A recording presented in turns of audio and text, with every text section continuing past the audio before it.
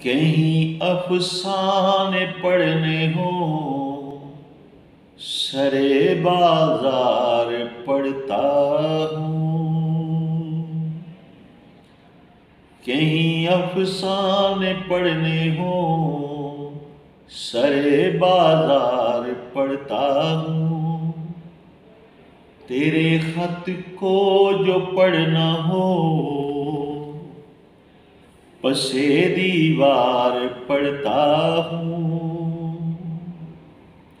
نہ جانے اب درندوں نے کسے نوچا کسے لوٹا، میں پتھر دل پہ رکھ کر صبح کا اخبار پڑھتا ہوں، وہ آنکھیں سچ چھپا سکتی نہیں ہے میری آنکھوں سے، میں ان کی آنکھ سے ان کے نقی کردار پڑھتا ہوں۔